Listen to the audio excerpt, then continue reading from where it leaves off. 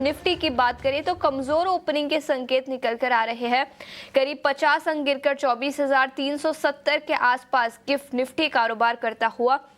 कल के सत्र में निफ्टी तो सपाट ही बंद हुआ था, लेकिन बैंक निफ्टी में अंडर परफॉर्मेंस दिखा था। आज गिफ्ट निफ्टी से कमजोर ओपनिंग के संकेत। एशियाई बाजारों की बात करें तो यहां से भी मिले जुले संकेत ही निकल कर आ रहे हैं। जापानीज मार्केट हल्की सी बढ़त के साथ कारोबार करता हुआ। कॉस्पी में करीब आधे % की गिरावट दिखी है। और चीन और हांगकांग के बाजारों की बात करें तो यहां से भी मिला जुला कारोबार ही निकल कर आया है। अमेरिकी बाजारों की बात करें तो कल काफी वॉलेटाइल दिन था अमेरिकी बाजारों में। अच्छी खासी बढ़त के साथ अमेरिकी बाजार खुले, लेकिन उसके बाद वॉलेटिलिटी दिखी, लेकिन फिर भी तीनों ही इंडिसेस हरे निशान में बंद होते हुए नजर आए। नैस्डैक की बात करें तो 100 अंकों की तेजी यहां पर दिखी। डाउ जोन्स करीब 0.7% की तेजी के साथ बंद होता हुआ नजर आया। वही S&P 500 की बात करें तो आधे % से ज्यादा की तेजी के साथ S&P 500 भी बंद हुआ। तो सभी सेक्टोरल इंडिसेस हरे निशान में बंद हुए। याद रखें, कई सारे स्टॉक स्पेसिफिक मूवर्स थे कल के सत्र में। Honeywell, Sherwin Williams top gainers थे डाउ जोन्स इंडस्ट्रियल एवरेज के। हनीवेल 6% की तेजी के साथ यहां पर बंद होता हुआ नजर आया। शर्विन विलियम्स में 5% से ज्यादा की तेजी दिखी। वही कोको कोला यहां पर भी करीब 1% से ज्यादा की तेजी कल के सत्र में दिखी। तो हाँ, अच्छी खासी शुरुआत थी, लेकिन उतार चढ़ाव के बाद काफी वॉलेटाइल दिन था अमेरिकी बाजारों से और कई सारे स्टॉक स्पेसिफिक मूवर्स कल के सत्र में दिखे। इसके अलावा जनरल मोटर्स की बात करते हैं। नतीजे आए, नतीजों के बाद मैनेजमेंट की गाइडेंस आई जो काफी कमजोर थी, जिसके चलते जनरल मोटर्स भी करीब आधे % से ज्यादा की गिरावट के साथ बंद हुआ।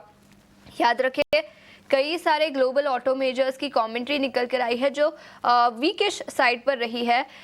तो जनरल मोटर्स की भी कमेंट्री उसी लाइंस पर थी। इसके अलावा ट्रंप की फिर एक बार कुछ कमेंट्री निकल कर आई टैरिफ को लेकर। ऑटो के लिए थोड़ी सी अच्छी बात है, लेकिन इसके अलावा कई सारे और देशों के साथ डील साइन करते हुए नजर आएंगे और उसमें इंडिया का भी नाम है। तो जल्द ही इंडिया और US के बीच बायलैटरल डील भी साइन होती हुई नजर आएगी। तो ये एक पॉजिटिव खबर ग्लोबल मार्केट के लिए। लेकिन इसके अलावा याद रखें, US जॉब पेरोल्स का डेटा शुक्रवार को आता हुआ नजर आएगा और एप्पल और माइक्रोसॉफ्ट जैसी दिग्गज कंपनियां अपने नतीजे भी पेश करेगी। तो नतीजों का सिलसिला यहां पर इंडियन मार्केट्स में दिखा है और अमेरिकी बाजारों में भी कई सारे नतीजे दिखे हैं। एप्पल और माइक्रोसॉफ्ट के नतीजे आते हुए दिखेंगे।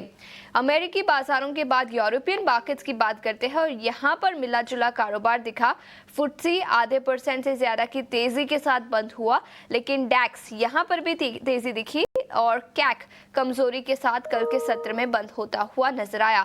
तो मिला जुला कारोबार एशियाई बाजारों से अमेरिकी बाजारों में तेजी थी, लेकिन यूरोपियन मार्केट्स भी कल मिक्स्ड ही बंद होते हुए नजर आए। इसके अलावा कमोडिटी मार्केट पर नजर डालते हैं। सोने में $3,320 पर आउंस के आसपास स्पॉट गोल्ड कारोबार करता हुआ। याद रखें, ऑल टाइम हाई लेवल से गिरावट यहां पर दिखी है करीब 5% की, लेकिन फिर भी पिछले कुछ दिनों में ठीक ठाक ही ट्रेड नजर आया है। स्पॉट सिल्वर भी करीब $33 पर आउंस के आसपास कारोबार करता हुआ। वही कच्चे तेल की बात करें तो तीसरे दिन लगातार कच्चा तेल लाल निशान में कारोबार करता हुआ। आज के सत्र में भी कमजोरी दिखी है।